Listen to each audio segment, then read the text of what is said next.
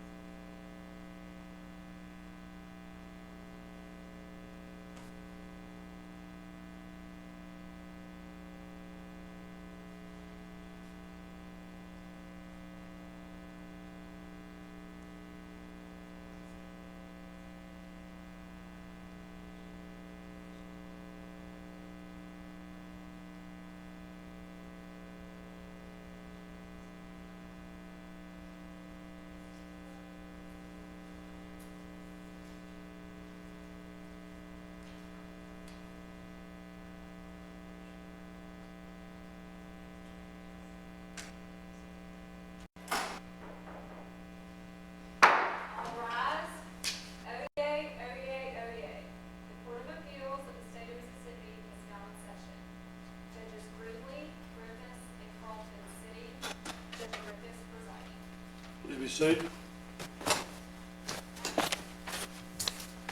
Madam Clerk, would you please call our docket? Yes, sir, Your Honor. 2016 CA 799 COA in the matter of the estate of Richard Harry Flowers Jr., Claire C. Flowers, and Brenda Jane Flowers Paixao versus the estate of Brenda Louise Vargas Flowers through its executor, de bonis none, with will annex Knox Lemmy Flowers. Okay, what says the appellant? We stand ready. And the appellee? Thank you. With that, Madam Clerk, if you have other matters you need to attend to, you may be excused. Thank you, Your Honor. Gentlemen, before we get started, I want to make sure that we understand where we are in the argument in this case. We've got two separate cases that have consecutive numbers, but they deal with the same people. Am I correct? To some extent, Judge, yes. To what extent am I wrong? Your Honor, the first case only deals with one of the daughters of Richard Flowers, Okay. Claire, and the second case deals with both of the daughters of Brenda, her mother, because there's two of the trust documents. How does that impact your need in this to separate the arguments by case number as opposed to simply stand up and make one argument with an extended period of time? Your Honor, we're ready to proceed, I suspect both sides are, but we're ready to proceed how the court sees fit. The appellee, how do you, what is your preference? Okay, all right. You know, I want to avoid a piecemeal argument in this. And so, Mr. McCarty, I mean, do you feel comfortable arguing both cases, then allowing the other side to respond, and then allowing you one rebuttal for whichever cases?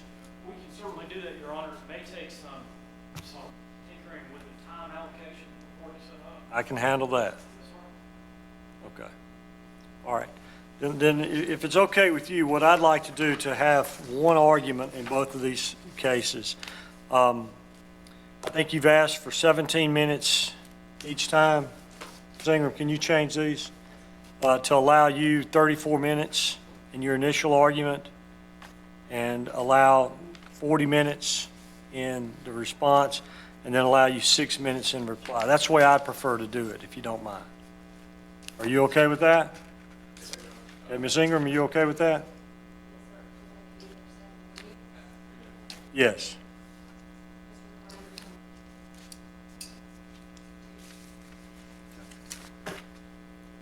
Thank you.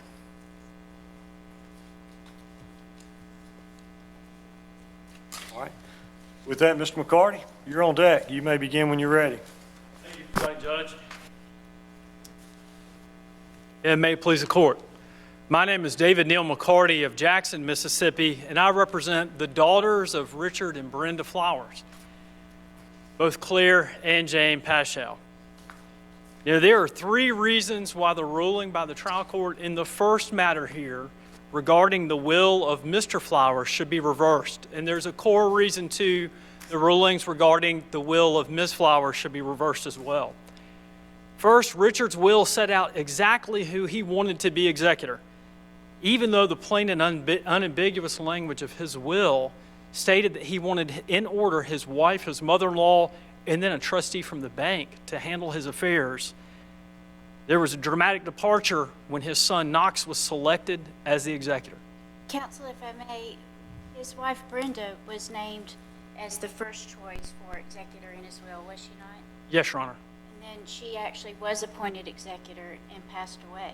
She did serve, and she passed away, unfortunately, Judge, about 129 days after her husband. But she, at the time she passed, she had already been petitioned the court and had been named executor by the court, had she not? Yes, Your Honor.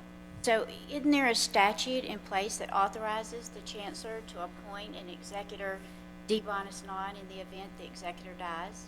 Your Honor, when that happens, and what the statute would control, Judge Carlton, is a situation where there was no supreme law in place from the will of the testator. If we had an intestate case, Your Honor, where there was nobody set out by will or there was just a need to select somebody, that statute can stand in the gap. But what would happen in this situation, Your Honor, is we would return to the clear testamentary intent of Mr. Flowers. And his will specifically provided, Your Honor, a caveat that if she could not, and this is the phrase, if his wife, quote, fails to qualify or ceases to act, if she fails to qualify or ceases to act, and frankly, Your Honor, her untimely and unfortunate passing then triggers the next sentence in that, where Mr. Flowers selected, I appoint as executrix of this will my wife's biological mother. But his mother-in-law and the bank, neither of them qualified or petitioned to be executor. Your Honor, here's the important distinction to be made there. It's not their burden to ask for that. It is our job, and going back to law as far as from 1905, our court and the Supreme Court has said the supreme law, not the guessing game, but the supreme law of us as lawyers in Chancery Court when we're administering a will is to follow the intent of the testator.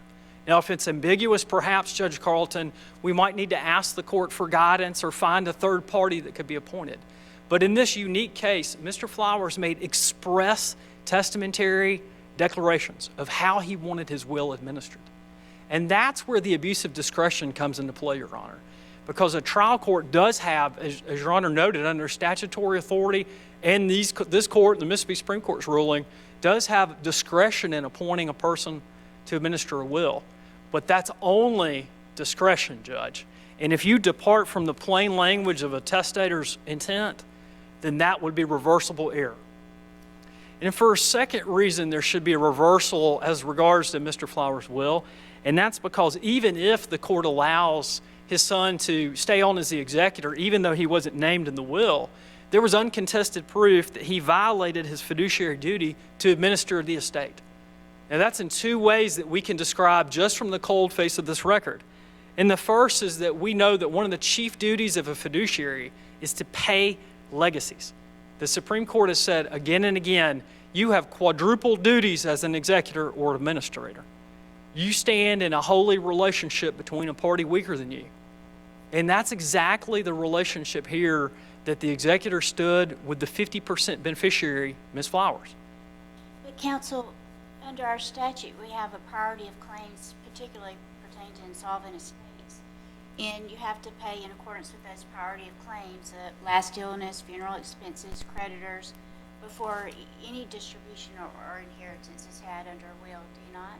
Judge, in many cases that might be applicable, but in this unique case, in the second breach of fiduciary duty, is why we've departed from a standard that we normally see. And it's the fact that it took, Your Honor, almost a decade to administer this estate. Under Chancery Rule 6.02, an executor or administrator is supposed to speedily resolve an estate. In fact, the language from the UCC says, as speedily as may be reasonably possible.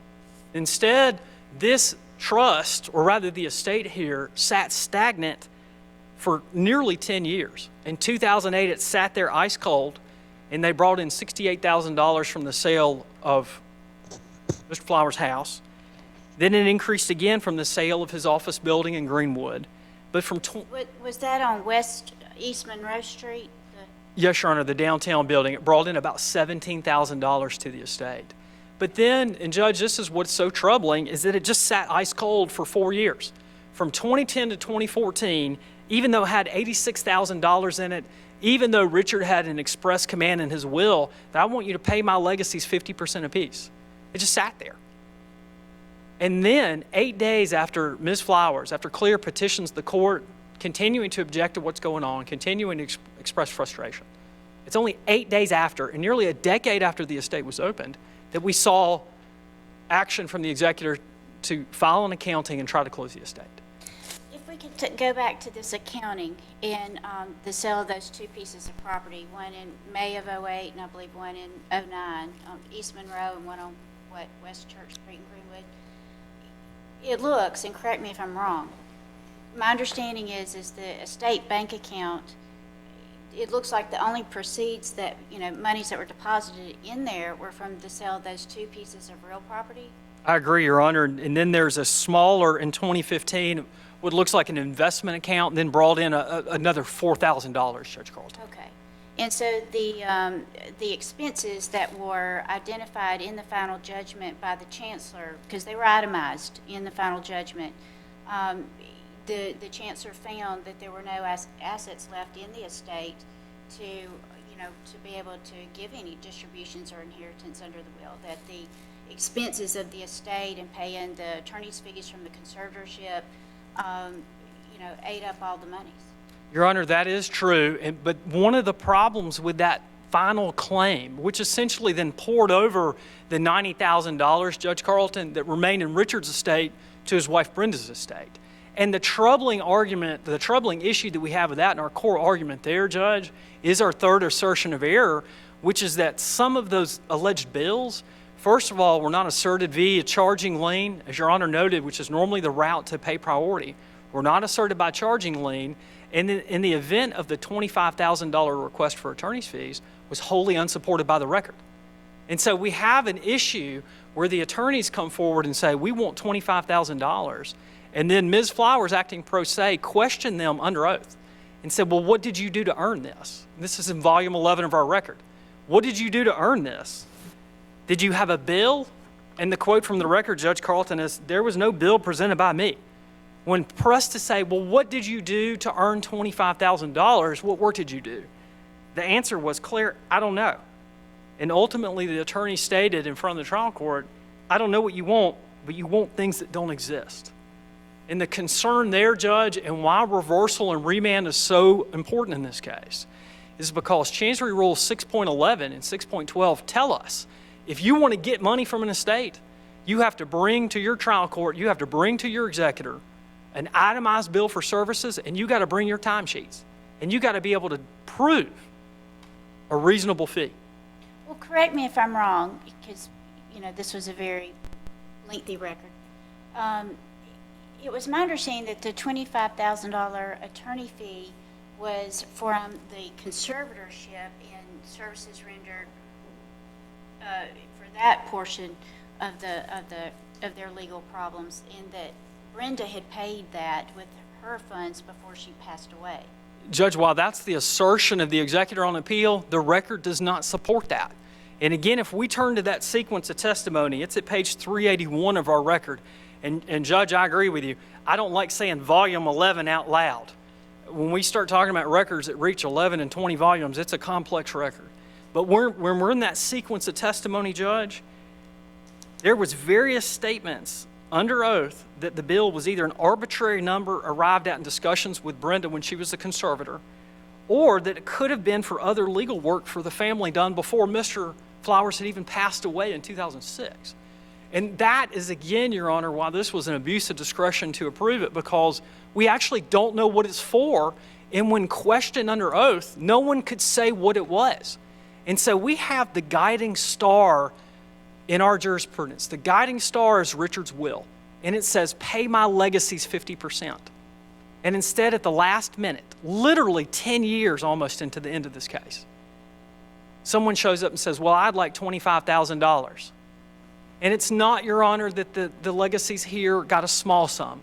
It's not that they got a limited sum and they wanted more.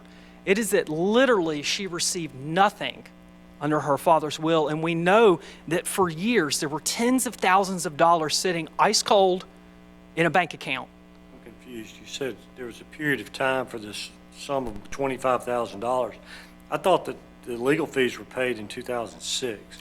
Your Honor, that is, again, where some of this record can be confusing. There is a check in the record for $25,000. And the way it appears, and I've had to read the same record and try to reconstruct this as well. And the way it appears is then there's a successive demand for $25,000. There's a check number in the record associated with $25,000.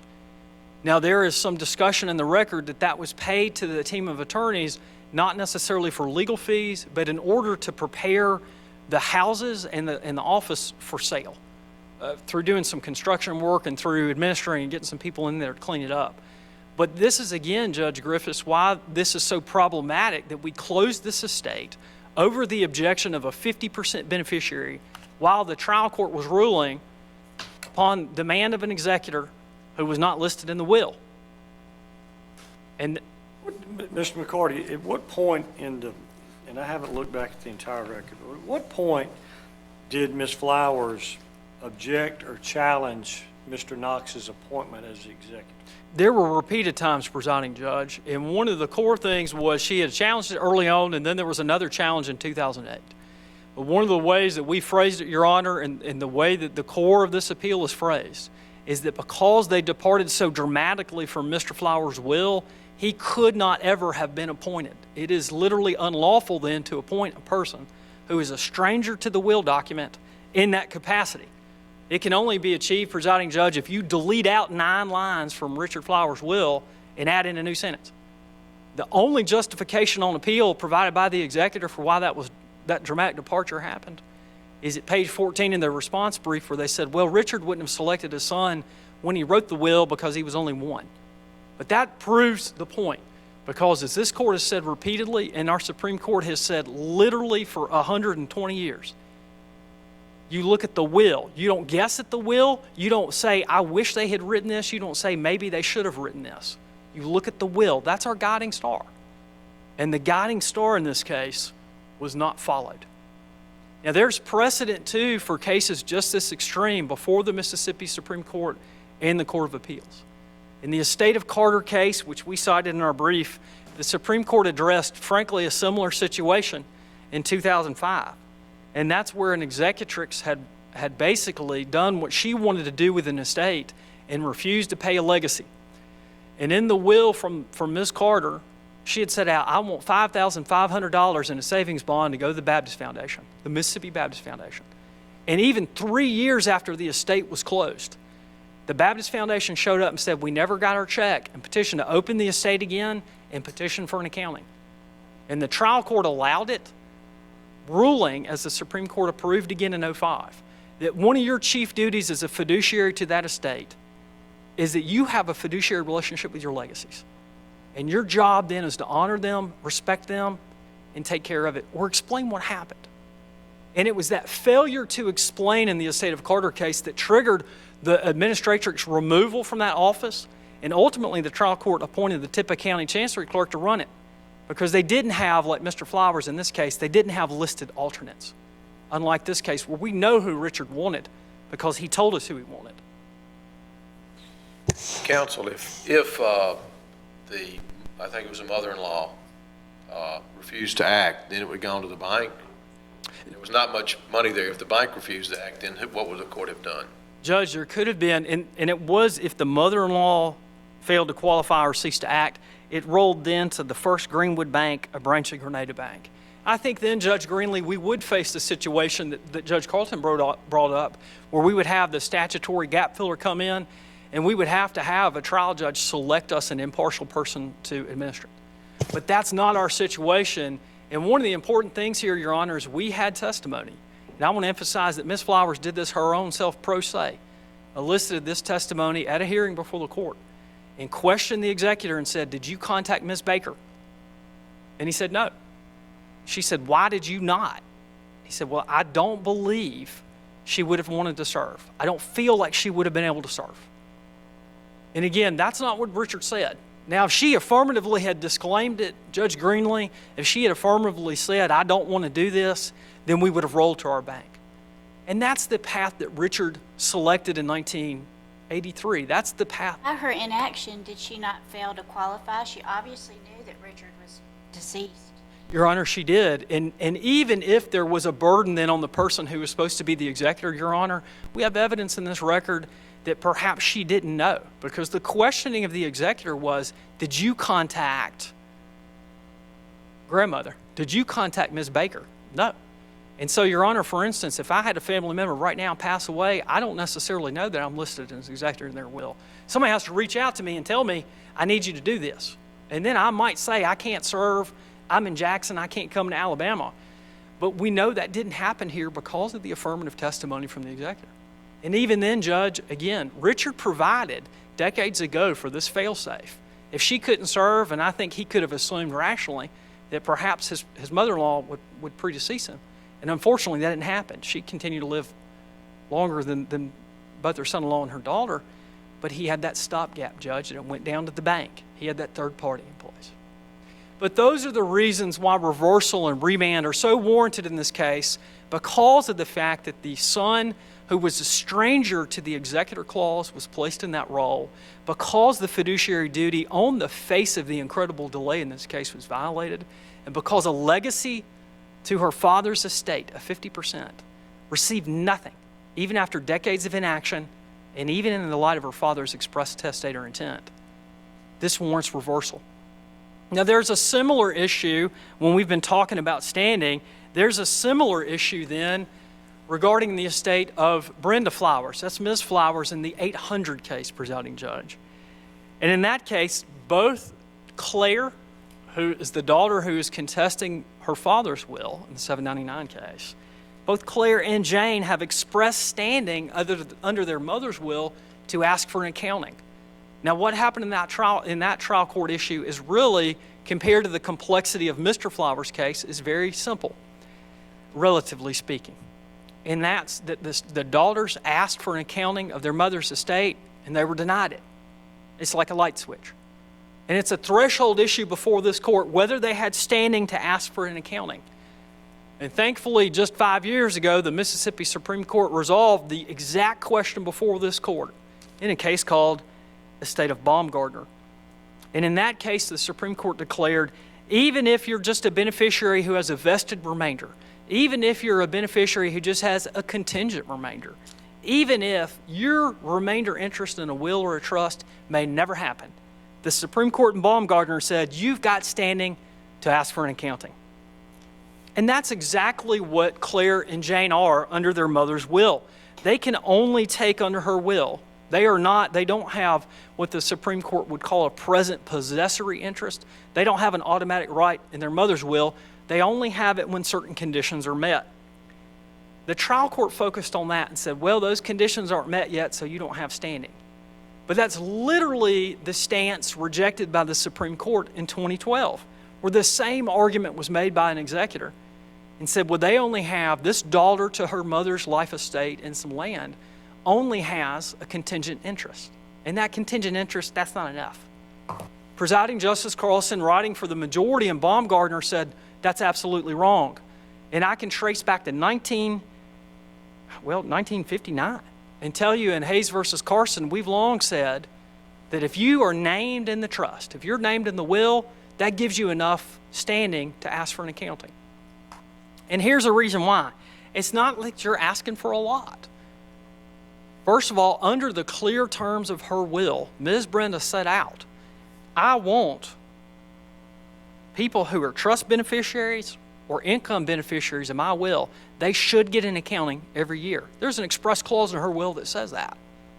Now, regardless of whether you like that the two daughters were described in the will or not, whether you like that they're contingent remainders and what the Supreme Court says or not, she already told us, I want them to get an accounting every year. So what they asked for was not extreme. Before we move on to the what she asked for and what she was provided with respect to the accounting, because that's a long discussion, can we back up to the standing discussion? Yes, Your Honor.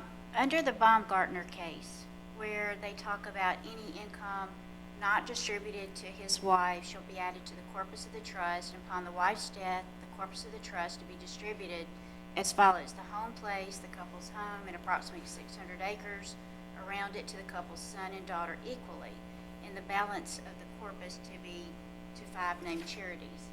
Here, and the Supreme Court said that was vested.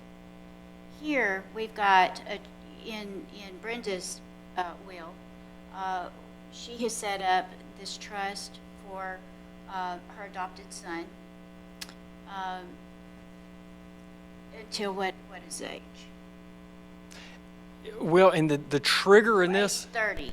yes. And upon his death, and then upon his 30th birthday, it'd go to him and Knox or their descendants. And only, and Judge, I know what you're... That's Knox and the adopted son's descendants.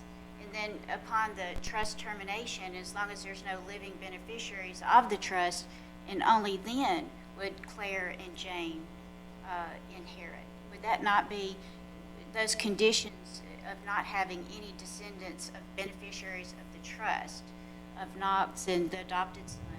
would that not be a condition that has to be fulfilled before they become vested? No, Your Honor, it does not. And here's what's so important with that. And here's where the fact pattern, although when we start talking about wills and estates and contingent and vested, my eyes begin to cross a little bit. But if we return to Baumgartner, recall that the woman only had a portion of the home place, as they called it in that case. She only had a portion of the home place if her mama had passed. And her mama, at the time she had asked for an accounting, had not passed yet. So the condition precedent, Judge Carlton, had not yet been met. But that language was specifically, and so then it was, Your Honor, exactly as you're describing, it was very contingent because it might not happen, and it certainly hadn't happened at the time. But the Supreme Court explicitly embraced that shakiness, that contingency, and specifically ruled, and this is a phrase I had to return to repeatedly, Your Honor. They quoted from Amjur, from the American Jurisprudence volume, and said, even if your interest is subject to divestment or defeasance, you have standing.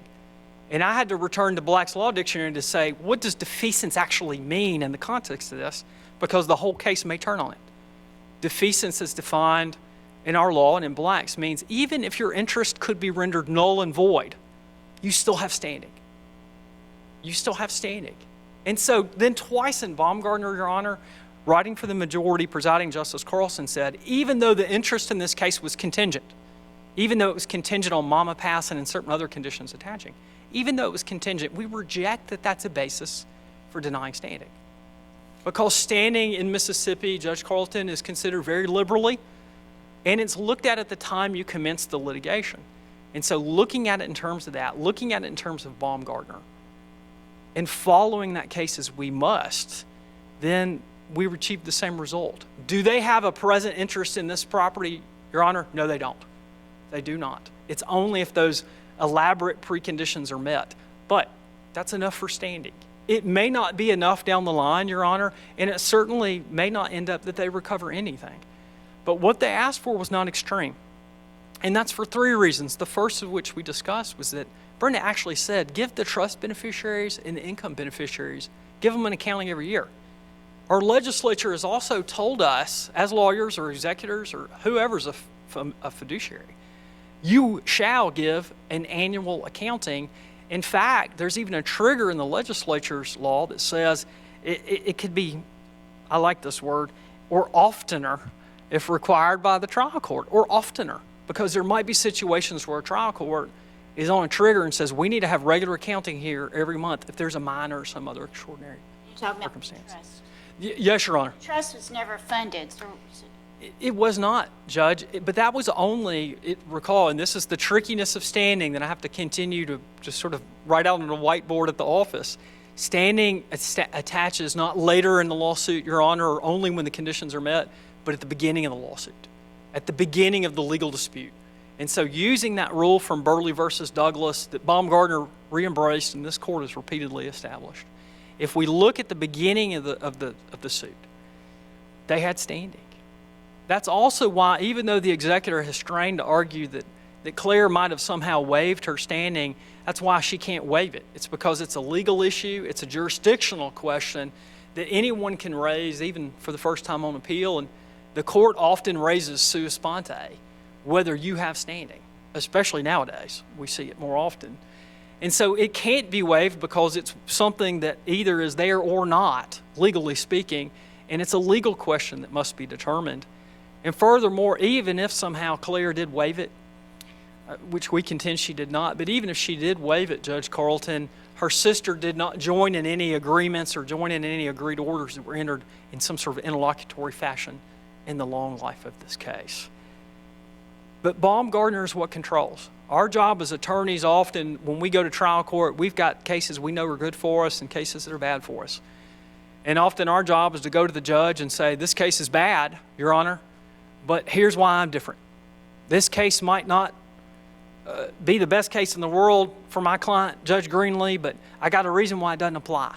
That's what we do as attorneys, and that's often the heavy burden our trial courts face when we have all these different issues with contingent remainders, with whether someone's vested or not vested. It didn't happen here.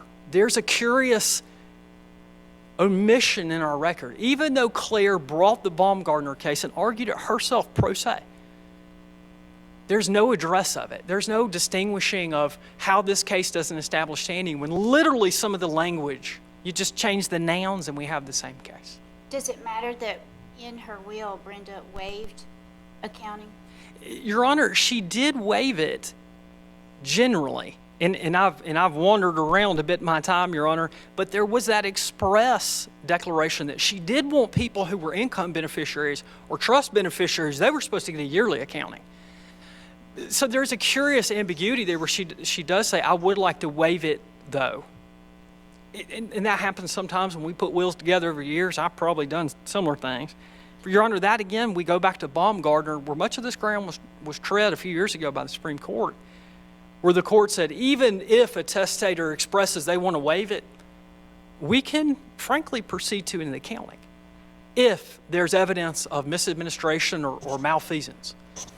And that's one of the issues here, is we return to the same issue that was in Mr. Richard's case, was that extreme delay from opening the estate and then closing it. In that case, it was nearly 10 years, and here it was about 9. So we have this extreme delay. And in Baumgartner, the Supreme Court was very critical that it had passed over 9 years of litigation. And there was an entire sequence where they quoted and said, we're going to go back to Rule 6.02 and quote to y'all that you were supposed to speedily and reasonably dispose of these assets and pay your legacies and take care of it. That extraordinary lapse in time, Judge, is another reason why an accounting should have been ordered and certainly could have been ordered, because there was precedential authority that allowed it. In both of these cases, we have similar problems. We have a similar thread running through both of these. In Mississippi, there are complex duties that attorneys and executors face in the administration of estates, and I'll never say that they're not. But we can't pick and choose. We cannot pick to choose only to pay people who have asserted claims against an estate and not pay a legacy. We cannot pick that we're going to try to do one executor but then not follow the express intent of the testator as to the next sentence in his will. We can't pick. We have to return to what the Supreme Court said in 1905. The guiding star of what we do as an attorneys and what fiduciaries do within the realm of chancery is to honor the intent of the testator. And this record is replete with evidence that the intent of the testator, whether Mr. Flowers or Ms., was not followed. Mr. Flowers' will granted 50% of his estate to his daughter Claire. She received nothing. Ms. Flowers' will said, I want you to give an accounting every year to income beneficiaries and trust beneficiaries. Didn't have a caveat, didn't have an asterisk that said, unless they're contingent. Said, just give them an accounting every year. It's not a big deal. That was never done.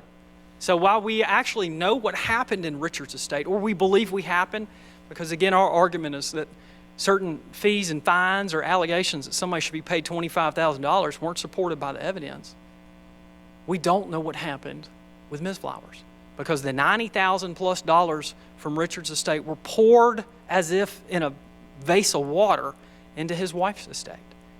The trial judge in his final judgment itemized the expenditures. Certainly the expenditures as presented, Judge, yes. And said, and this is where the rulings become quite complex. And presiding judge, you had asked us before the argument about separating the two, but this is one of the reasons why separation of the legal issues was so important, is because they became essentially commingled. They became merged into one. And the difference here, the difficulty and the distinction that must be looked at is that these are two different testators. These are two different will documents, two different testaments, and they wanted different things. We know what Richard wanted, and we know that it wasn't followed. We know what Brenda wanted, and we know it wasn't followed, but we don't know what ultimately happened. And that's why reversal and remand is so important in this case. There are so many question marks here. There is such a troubling passage of time in the fact that we know, and it cannot be contested. The wrong executor was put in place, and the legacy was never paid. These issues under Mississippi law spanning a century warrant reversal and warrant a remand, where we can determine what happened here, where we can, for the first time, follow Mr. Flowers' dictates and appoint the correct person to administer his will and find out what happened. And if we end up in a situation where there's a deficiency, we don't know, or maybe we won't. There are solutions at that point. This is frankly, because there are these questions, we don't have answers yet. But our law allows us to ask for these answers. And that's why we would respectfully request this court to reverse and remand both the final orders in both Mr. Flowers and Ms. Flowers' estates. Thank you, Presiding Judge. Thank you, Mr. McCarty. Mr. Melton? I take it you want to split part of your time with Mr. Oakes, is that correct? Yes, sir, Your Honor, I would like to. I'll let y'all work that out for yourself. You can just decide when it's time or how you want to use your 40 minutes. Would that be okay with you? Yes, sir, Your Honor, we've actually done that, and then she's going to warn me on the time. All right, great. He's going to argue the Rule 15 portion of it, if that's okay with you. Certainly. I'm Floyd Melton III from Melton Law Firm in Greenwood, Mississippi. And I'm here today on behalf of the appellees to argue both of the cases for the executor. The first case I want to discuss is the Richard Flowers estate. In Richard Flowers estate, we first come to the appointment of executor. The first executor appointed was Brenda Flowers, his wife, and she took over the job as executor and was proceeding to administer the estate as best she could. There was no money to speak of in the estate. There was a little bit of property. So in doing that, she thought that the best efficient way was to contribute funds because it was coming to her if she lived 100 and half a year. But if it doesn't matter anyway. She was doing the best she could to administer the estate most efficiently. So she contributed her funds to the estate to pay off the debts, to pay off those sorts of things in that time period before she passed away just a few months later. At the time she passed, and we'll come back to those payments and things, at the time she passed, Knox was helping her in basically everything she did in raising her adopted son, in the finances, and she was bouncing everything off of him best possible. He became... Is that in the record? Yes, sir, it is. It's, sorry, it threw me off a little bit. He was there. He applied to be executor de bonus non of the will annexed. Let me ask you this. Yes, When the change was made to the executor, were the other possible beneficiaries of the estate given notice and an opportunity to challenge it, or was it just done ex parte? They were not given an opportunity, Your Honor. It was... Why would they not be entitled to notice of the change of executor? Hindsight, we probably should have notified them. But at the time, it was... What's the legal effect of not doing so? I don't think it should be any, because the grandmother obviously knew that both of them had passed away. She was at both of the funerals. Knox was there discussing everything. It was a quagmired mess of issues going on at the time. And yes, officially she should have been contacted and told. She was not. But she had plenty of opportunities. The appellant had plenty of opportunities to bring her in and also get her to file and ask to be the executor. I don't remember her name coming up any time in the argument of removing the executor until at the very, very end at the last hearing. The previous hearings, the arguments that she tried 3 times to remove, at least 3 times, to remove Knox as executor. Once in 2008, and there was an agreed order between her and all parties that she would drop that position and several other positions at the time. Then she again filed again in 2009. The judge heard full testimony both times, and then again in 2015 she filed, and the judge heard it in 2016. None of those times was either one of the named executors brought in by any party, and it wasn't brought up that I remember until the final time at the final hearing in March of 2016 about the other executors. Knox, under testimony several times, has never been shown to have anything. He was shown to have done everything just the way an executor should and could with the facts that were given to him. There was no testimony or facts to show why he should be removed. The only thing that came up at the end, why weren't these other people contacted? The mother-in-law, obviously, but the bank, there was no money in the estate. I doubt the bank, dealing with banks quite often, executors, they want to be paid, and there was no money to pay in this estate. So I doubt, but that's not in the record. That's just common knowledge. There's what no banks money in the estate. Why wasn't it closed a long time ago? The judges, because there were 6 or 7 different causes going on at the same time, primarily about the adoption of a child, of Drake. How does the adoption of the child deal with the estate? Well, was he an heir of this estate? Because it said to children, it split it equally, and there's a question of whether he was going to be an heir in this estate. And if he was an heir, he would need to have someone to represent him, in addition to a guardian ad litem, whoever his guardian ended up being. And the chancellor asked us to stand down on both estates until the adoption was settled. I guess, curious to know, why would you be fighting to know if he's an heir if there's no money for him to receive if he's an heir? If there was anything, I mean, if anything came up, we didn't fight it at all. It was brought up in the argument, is he or is he not, if the judge threw out anything in the accounting and there was any money left in there. And it was found in the final decree that there was no money in there. It was a moot point, is how it was put into the order. And Counsel, I saw where there were orders by the Chancery Judge approving the sale of 2 pieces of real estate, and evidently there was some investment account. The real estate sold in '08 and '09. Richard's will, on the first page of his will, he referenced some kind of stock in a hunting camp. That was long gone before, Your Honor. Okay, because I didn't see anything in the record about the hunting camp. No, there was, he didn't have, I mean, they were struggling at the time he passed.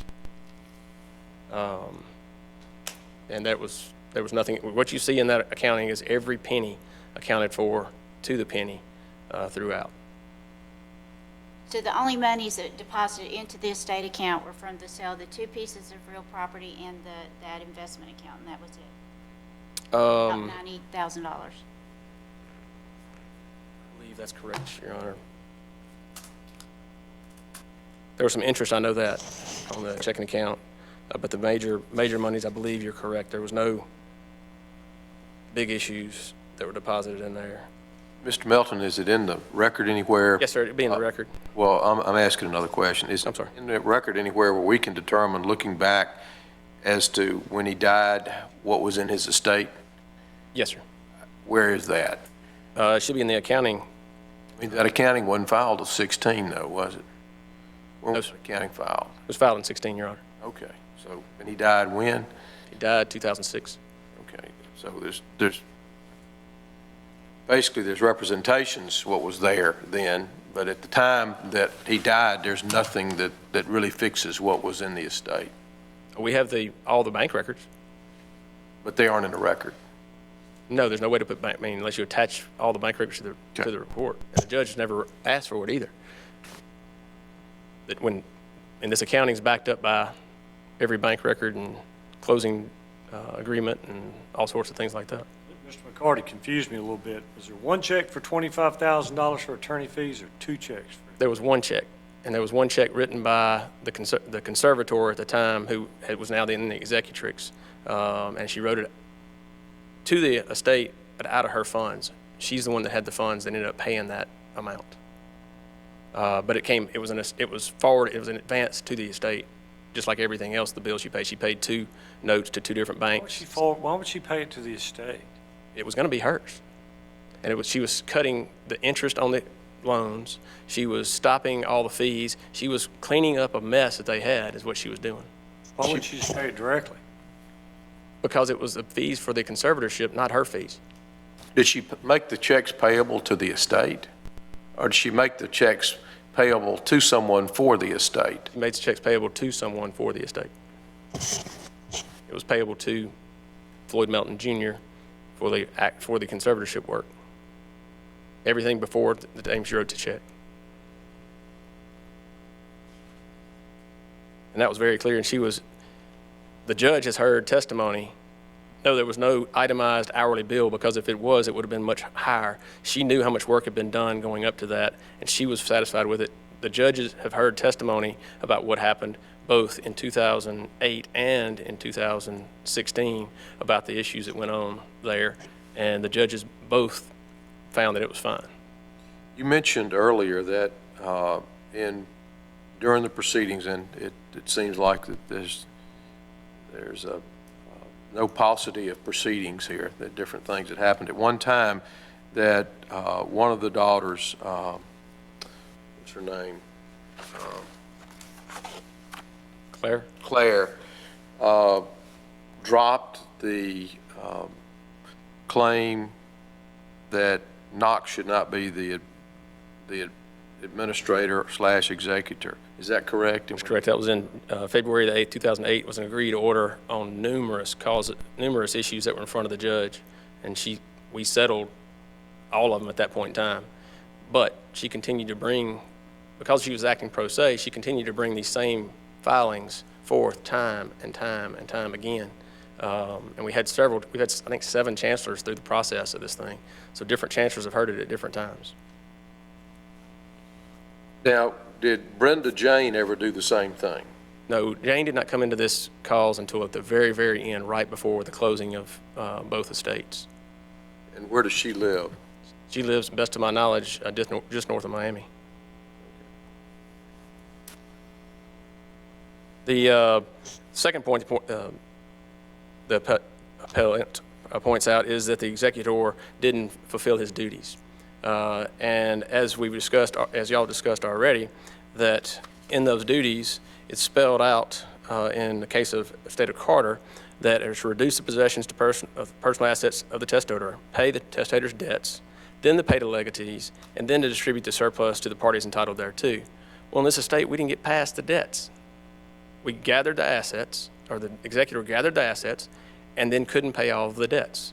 We couldn't pay any legatees. If he, the executor, had closed it earlier, it would have been the same thing. He couldn't close it at all until the sale of both properties because he didn't have the assets to pay the debts. After he paid them, could have, but there was, anytime anything was filed in these cases, it became just volumes and volumes of filings that you can see in the court file. And that's the reason the chancellor said, don't cloud the issue until that adoption is over. Then when the adoption is over, bring it forth. The money was sitting in the bank account, earning the interest it was earning, and that was it. And it was just the $90,000 that was there, which you can see accounted for every penny. So there was never any proof of wrongdoing. The time was asked for by the chancellors because of the other issues going on, and due to the filings that were just, when you filed one thing, all of a sudden you got 10 back that you had to answer and deal with and do. So all of that stuff had to work itself out because of the minor that was out there and needed to know who the guardian and or the adopted parents would be. The attorney's fees, I mentioned that, how that came about on Richard's estate. The chancellors also are given, in Sandifer v. Sandifer, are given wide discretion to appoint the new executor. They don't have to go, I mean, when you put an executor in a will, yes, it's a directive that needs to be considered, but it is not a hard and fast directive as the appellant wants you to believe. The cases that he was citing were beneficiaries. Yes, those are hard and fast beneficiaries. They cannot be undone, overlooked, overruled. I mean, when it says give $5,000 to someone, you're going to give $5,000 to them if you have it.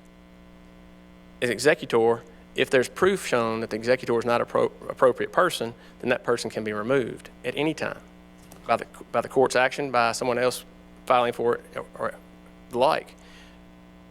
Knox filed to be executor de bonus known with will and next. He was approved, and then he was continually recertified as a correct person to be the executor in there, even though he did not have to be named in the executor clause in there. Like we said, the will was done January 21st, 1983. Knox was 1 year old. You have to be 18 to be able to be an executor, so it'd be malpractice for an attorney to put Knox in there as an executor looking 30 years ahead. The language in that Sandifer case was pretty strong on the discretion, wasn't it? Didn't it have language that the chancellor didn't have to find that the named executor was disqualified or engaged in any misconduct before the chancellor Yes, Your Honor. possessed the discretion to appoint the temporary? Yes, Your Honor. It was very strong that it's chancellor's discretion as to who the appropriate executor would be. Was that a will contest case? I can't recall if that language was particularly concerning will contests or just generally for for executor de Bonisnant? It was a new executor, and I don't remember why they were appointing a new executor. It wasn't the first executor, it was the second in that case, but I don't remember it specifically. I'm sorry, Your Honor. Are there any other questions on Richard Flowers' estate? I'm going to move to Brenda Flowers' estate, if that's okay. Are y'all going to touch on the motion to amend? Yes, the Rule 15 motion.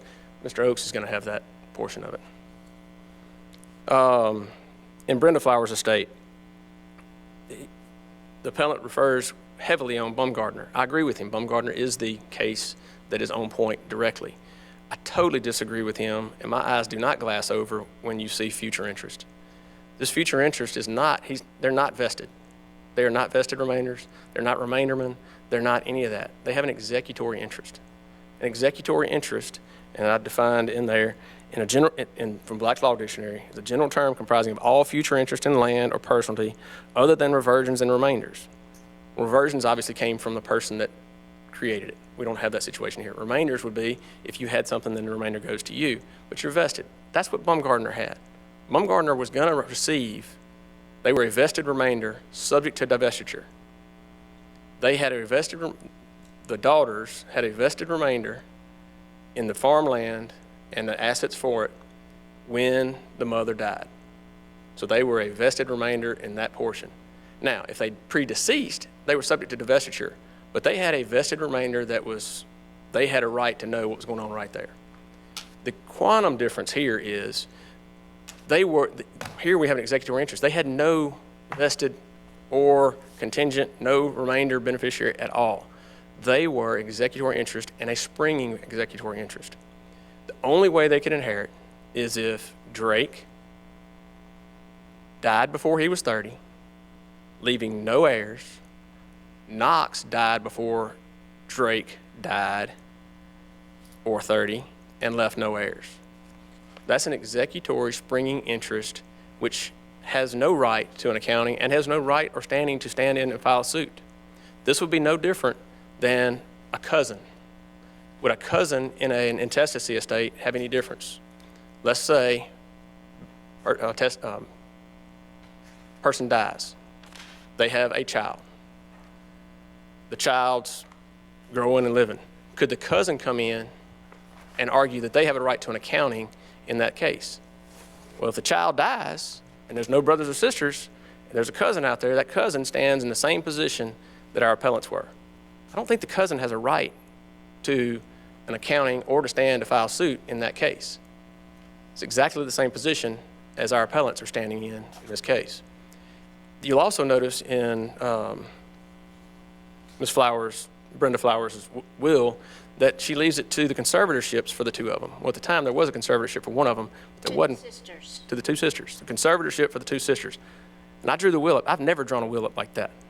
She forced me to because she said they both needed a conservatorship. And then I made her put in there, if there's not one, it just goes to them. But that is a springing interest, an executory springing interest, not a vested remainder or any sort of remainder interest that is allowed to have a right today to a accounting or to enter into a suit. He points out the AMJR, divestment or defeasance. They can't divest or defease because they don't have either. They have none of that. It has to come to, somebody else has to defease for it to come to them, for them to have an interest in the account, in the estate. Then they would have an interest, and that's what the court ruled, the chancellor ruled, that upon her becoming the guardian for Drake, which he would be the beneficiary and he would get an accounting, or Drake dying, Knox dying pre-30 years old, then she would be allowed for accounting from that time period forward only. And that's what the chancellor found. I think that's appropriate. It was very appropriate here. I mean, that's what she was allowed to have. Now, the accounting was done each and every year and spoken to the beneficiaries. They knew what was in the accounts, they knew what was going on, and that was what was required by what we feel was appropriate by the estate, and that's what Knox felt was appropriate. He knew, then he let the guardians for Drake know what was in there each time, and they were well aware of what was going on.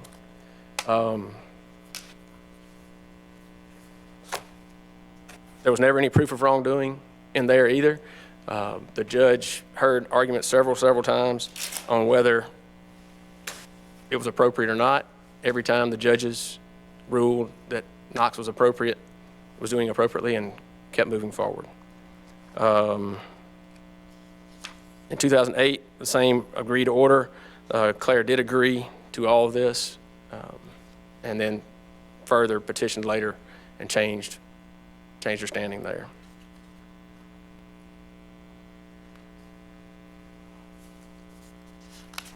The countings were waived. You mentioned earlier, the countings were waived in both estates. And I do think that if the judge had wanted to order one, they could, but they didn't, because they knew what was being accounted for as it went forward, and they were kept apprised of what they thought they needed to know. Well, in Richard's estate, in his will, where he appointed Brenda his first choice to serve as executor and waiving the accountings, once she passed away and the chancellor appointed Knox as executor de bonis non, Knox was then at that point required to present a sufficient accounting to the court to have it approved and closed, was he not, as under the de bonis non statute? I don't think so. I think if it's still waived, I think the testator can still waive the accounting and the inventory, even if it's a different executor. I think what has to happen, though, in this case was, because of all the stuff out there, that it was best to file an accounting for every penny in there, because obviously you weren't going to sit down with all the beneficiaries and come to any sort of agreement or understanding in it, so it's best to let the judge approve the accounting and go forward. But I don't think that was required by the executor de bonis non. No, ma'am, I do not think so.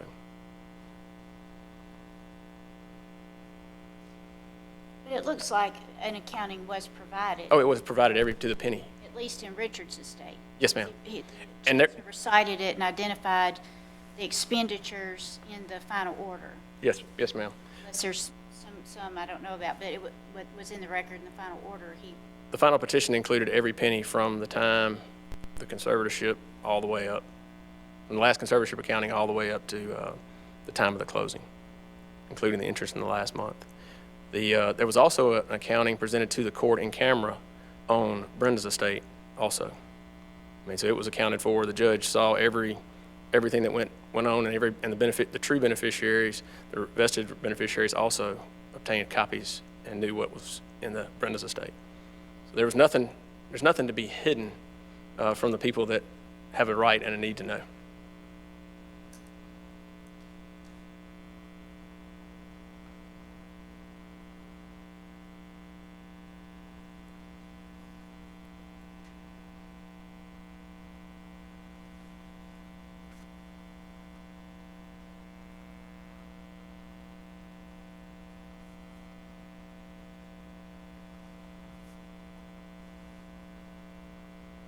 I want to point out that the limited standard review for the Chancery Court under Court Management versus Greene County, so it will not disturb the factual finding of the Chancellor when supported by substantial evidence unless the Chancellor abused his discretion, was manifestly wrong, clearly erroneous, or applied an erroneous legal standard. I don't think that any of those were here, and these Chancellors had hours of testimony and petitions and motions to hear all of the facts as this case matured through the over a decade we've been through with this case.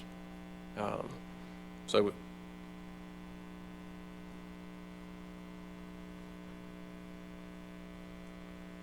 that's all I have, Your Honor. Okay, Mr. Oaks?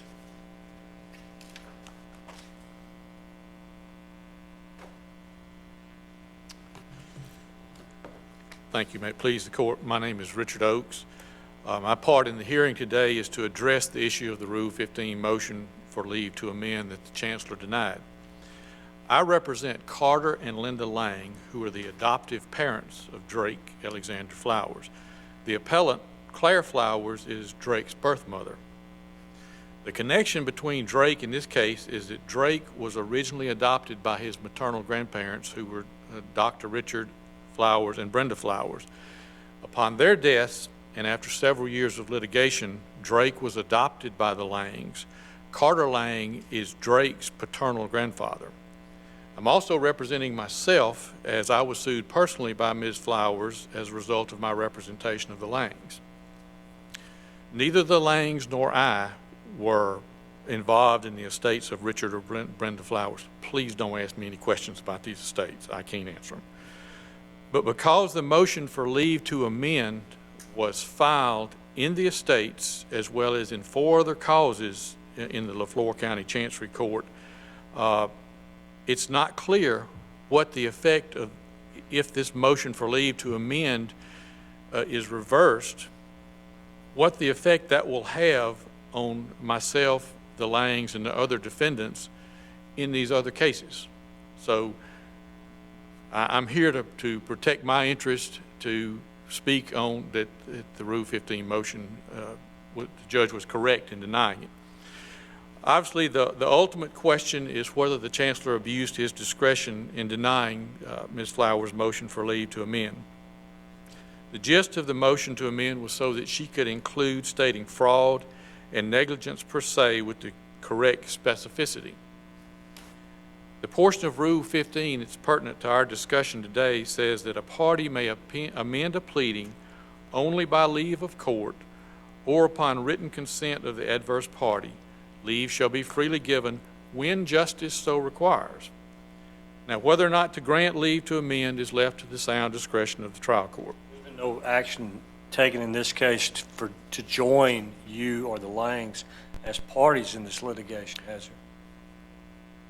In the estates, And the actions, the 2 cause numbers that are before this court.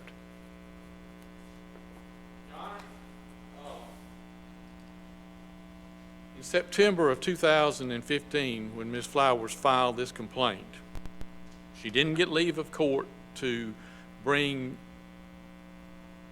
me in as a defendant in this litigation. She had the Langs serve with a Rule 81 summons that listed all 6 causes on it and had them served with a copy of this complaint. Were those the same cause numbers as these 2 estates? Yes, sir. The 2 estates were included in those cause numbers. Well, I mean, how did they file that? Was it filed in the circuit court or the Chancery Court of? In the Chancery Court of Lafleur County. One of those was filed in all 6 causes. In all 6 causes that had been filed, including these, it was filed? In these 2 estates also. Yes,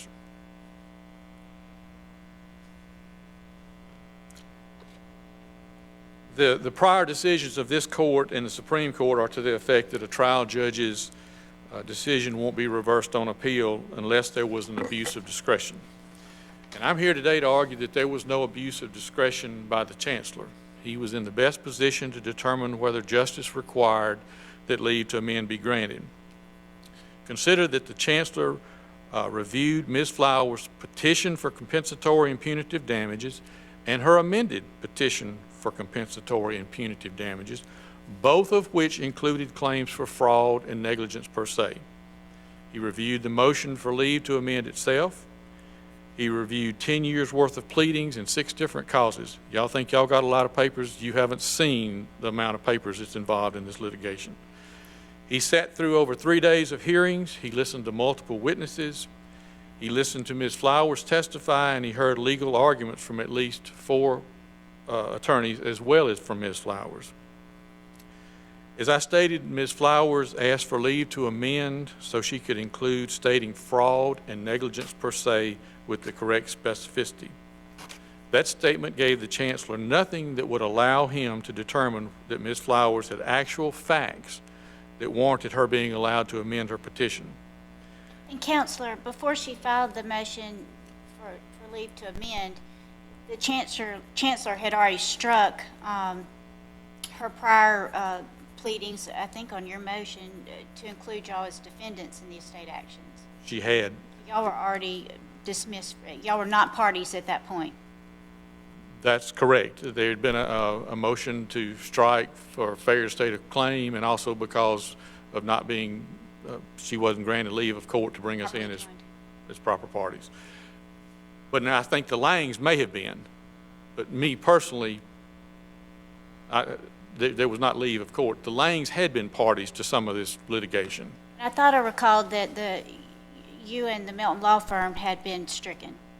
Correct, along with Mr. Stuckey, the guardian ad litem. As to these two, we've got 799 and 800 before us, that's our number. As to these two, which are the estates, were the Langs party to that? No, sir. Okay. Were you party to that? No, sir. We had never been involved in anything to do with the estate proceedings. Involvement had to do with the guardianship of the child and the adoption of the child. And that was the cases I was involved in. And at the time the motion that she filed for leave to amend, the Melton law firm and you had been stricken. You were not parties at that point. That's correct, Your Honor. That's correct.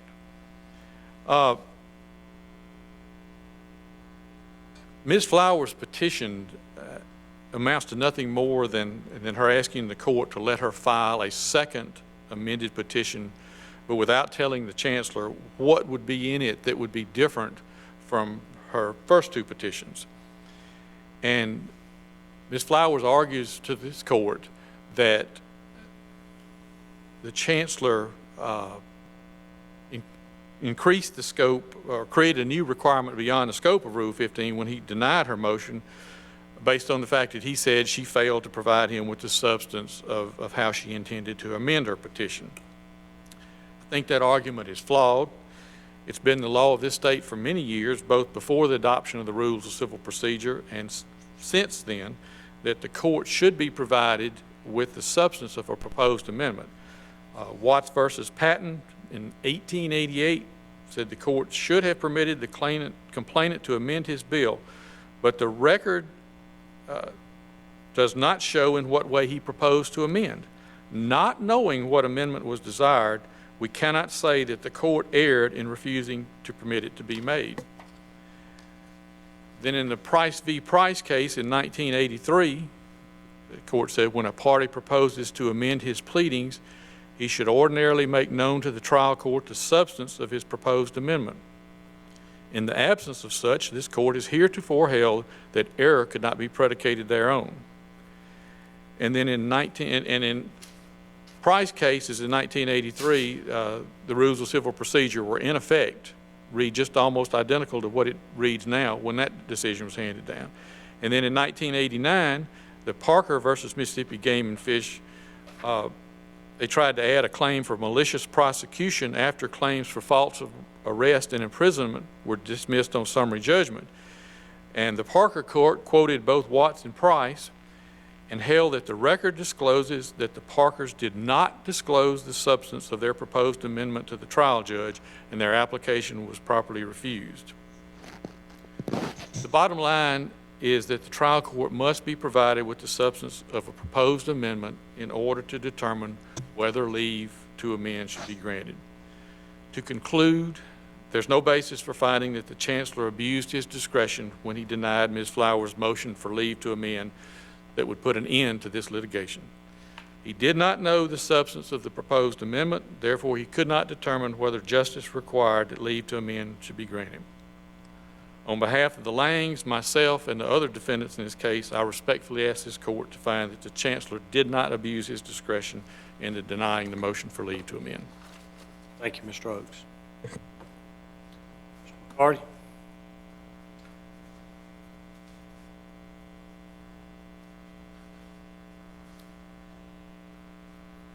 Presiding Judge, may it please the court. The first thing I want to turn to is the standing issue in Brenda's case. We heard a lot of discussion. It's not in our record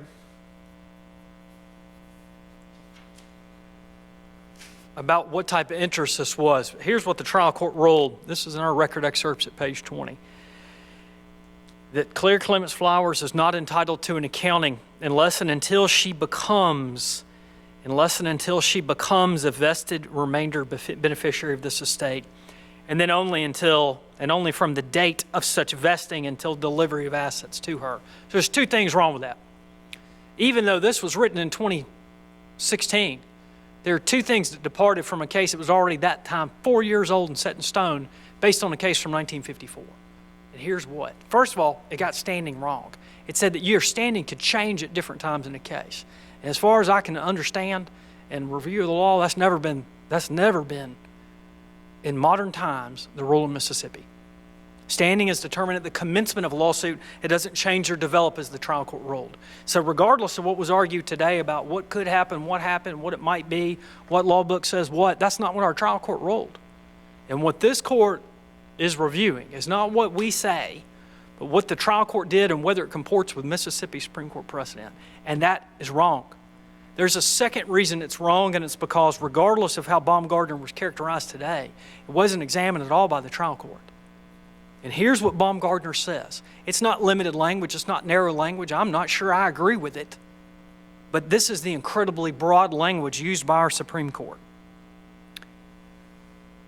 Your future possession, though that right may be defeated by some future event, contingent or certain, there is nevertheless a vested estate. This woman and her sister, both Claire and Jane, are explicitly named in their mother's will.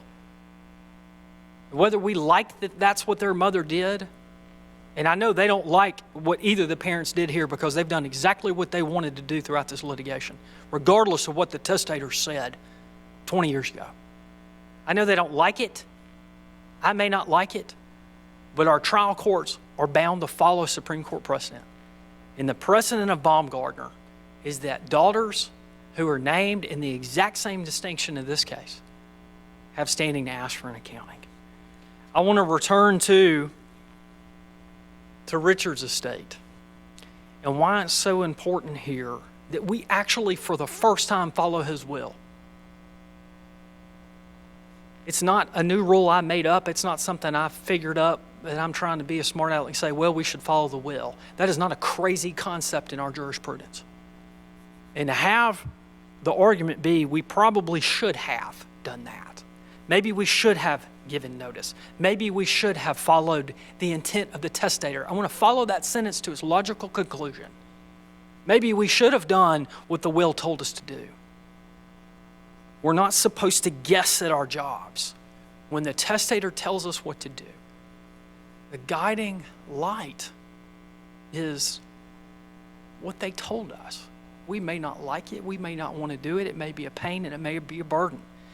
But it is not the burden on the beneficiaries or on a purported or possible executor to prove their way into the estate. It wasn't Ms. Baker's burden to prove that she should have been appointed as executor and to force them to follow the intent of the testator. That's just our job. Well, Counselor, when later in the proceedings, when Claire filed several motions to disqualify Knox, she obviously had notice at that point. It was brought before the chancellor to review the propriety of appointing Knox as administrator, temporary administrator, and he didn't find him disqualified. I mean, with that, I mean, that's the notice that the counsel opposite was talking about is, you know, as to when Knox filed the petition to serve as temporary administrator upon his mother's death after she had already been appointed executor. Judge, I apologize, Judge. But I mean, the chancellor had an opportunity to remove him at that point, but found no basis. And Your Honor, that is exactly why there's an abuse of discretion here, is that the dramatic departure from the clear delineation of this man's will, that is exactly an abuse of discretion. In fact, it would rise to the level, if we were even doing this, if we had to, Judge, and it's not a factual dispute, but if it were, if we had two people, if it was supposed to be Helen Baker and they brought in Bobby Baker, it's manifest error. This is so high. It's a legal error, it's a factual error, and it disregards the intent of the testator, which, as the Supreme Court has told us since 1905, is the supreme law. That's why it must be reversed, because this person is a stranger to that office. Now, they said that there was no money in the estate and they couldn't pay it out. Again, that's bizarre because we know, and by their own accounting provided by the executor, there was $90,000 in it. And maybe that doesn't sound like a lot of money to these people, but to the beneficiary of Richard's estate, it's a lot. She didn't get half a 90, she didn't get half a 50, she didn't get half of a nickel. She got nothing, even though her father said, I want you to have this. But for these reasons, the final orders must be reversed and an accounting rendered, in this case remanded. Thank you for your argument. We thank you both for your arguments here today. The court will take this matter in consideration and will issue an opinion shortly. With that, we stand in recess.